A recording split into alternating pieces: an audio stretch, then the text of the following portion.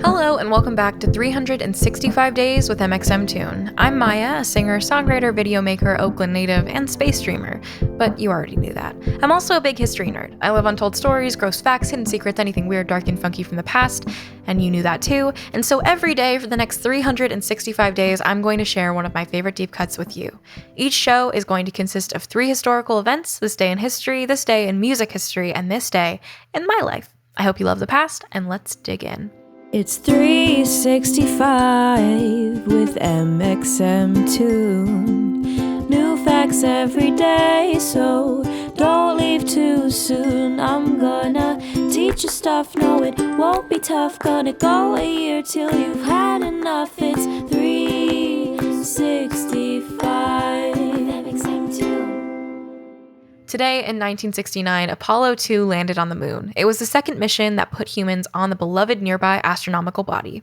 The lunar model Intrepid command and service module Yankee Clipper landed on the moon on November 19th.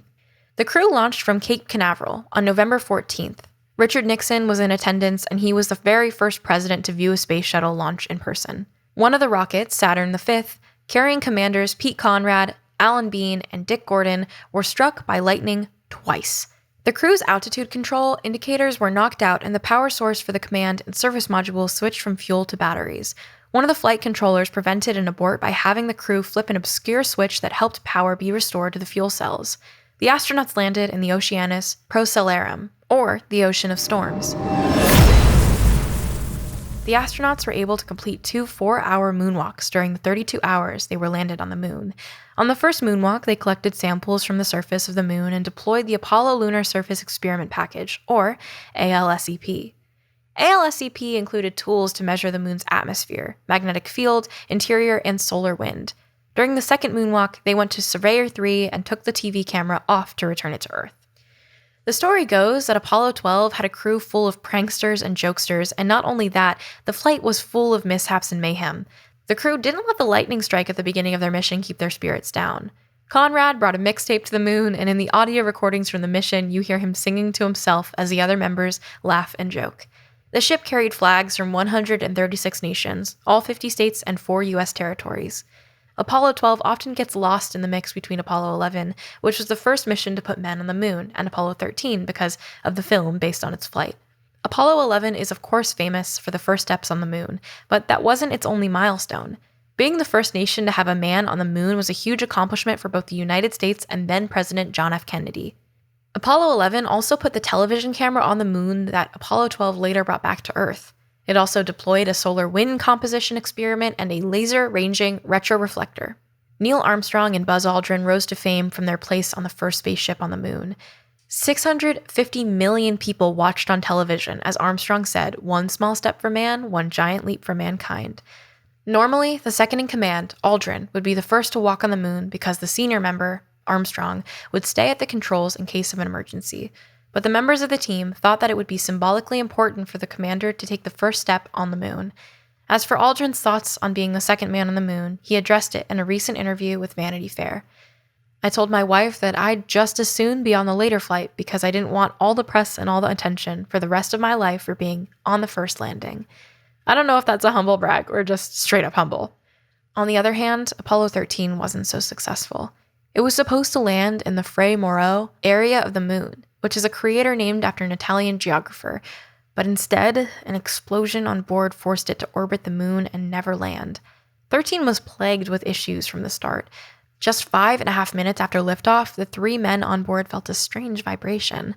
Then, the center engine shut down early, so the other engines burned longer than they were supposed to, sabotaging them for the rest of the mission. But the trouble didn't start on board. It started a week before when one of the backup pilots accidentally exposed the crew to German measles, so they had to shuffle the crew to accommodate a man who got sick. Though the explosion made the mission a failure in terms of another moon landing, it was categorized as a successful failure because the crew was rescued. The rescue was plagued by more issues. Temperatures were so cold that the astronauts became ill, and it wasn't clear if the ship's heat shield would survive re-entry into the atmosphere. Apollo 13 was memorialized in the iconic film starring Tom Hanks, Kevin Bacon, Bill Paxton, and Ed Harris. The movie was actually adapted from a book about the mission called Lost Moon: The Perilous Voyage of Apollo 13, which was written by 2 of the astronauts from the ship. The film was noted for its technical accuracy of the intricate systems of spaceships in NASA. It ended up being nominated for 9 Academy Awards, and it grossed over $355 million worldwide. Let's end with a little more on our main topic, Apollo 12. Last year, astronauts on a space station did a special tribute to Apollo 12 for its 50th anniversary. They dressed up as the flight controllers from the era of Apollo 12, wearing skinny black ties, pocket protectors, and black horn-rimmed glasses, and the women wore 60s-style dresses. Now for our music fact. Today in 1990, a star lost their Grammy. The German and French R&B duo out of Munich, Milli Vanilli, had their 1989 Grammy Award for Best Artist revoked by the National Academy of Recording Arts and Sciences. The duo's blockbuster hit, Girl You Know It's True, supposedly featured Rob Pilatus and Fabrice Morvan, known as Rob and Fab, was something of a catchy, fast-paced urban techno rap and catapulted Rob and Fab to celebrity status. Only thing is, it turns out that they didn't actually sing on the album. The voice actually belonged to their producer, Frank Farian. Frank made the announcement at a press conference, and the Grammy was revoked less than a week later. The music community did not respond well. Beyond getting their Grammy revoked, Rob and Fab became laughingstocks, and fans even filed class action lawsuits to get their money back from the record. Rob said in an interview that the act felt like they'd sold their souls to the devil. For his part, Frank Farian thought that it was all in the name of image. He knew that Rob and Fab had the look and charisma to become pop stars, but their voices just didn't match what was required for the song, in Farian's opinion as a producer. The story gets complicated here because it's not known for sure whether Rob and Fab were told exactly what was going on when they signed their record deal. They say that they signed the contract not being told that they'd only be lip-syncing. They found out after recording that the voices on the final song weren't theirs, but they'd already spent their advance money. Then the two men got famous and grew to love the lifestyle of a pop star. Frank later accused the duo of spending so much time partying that they would never accumulate the practice of becoming good singers. Suspicions began to arise one summer when the pair's tape glitched at a club in Connecticut, and a sentence of the song's chorus repeated over and over. Rob and Fab ran off stage in embarrassment. They knew that the truth would come out soon, so they demanded to Frank that they be allowed to sing on the next album. Frank refused and instead held the press conference where he revealed the hoax, and so the pair said goodbye to their Grammy. Off we listen. And now for our final segment of the day, I will go into my own photo archives to see what I was up to on November 19th in my life. November 19th, 2016, I got a weird message on Vine. This was a screenshot from someone named David Aarons. David Aarons, if you're out there, you really creeped me out. Your message read, "Time to spill my heart to someone I've never met. You remind me so much of my ex. You're so similar, yet so completely unique. I cry sometimes when you post something, but it's a good feeling. It's not sadness by itself, it's a combination. I'm so happy when I see what I come to love in someone else. It really blows my mind that it's going to end with this app. Like too many things, it's coming to an end before I want it to." I had an audience of 2,000 people on Vine when I was posting there. I was 15 years old. And I accumulated a rather weird audience of people. I might still have weird, strange people listening to my music. I just don't know because my audience is much larger.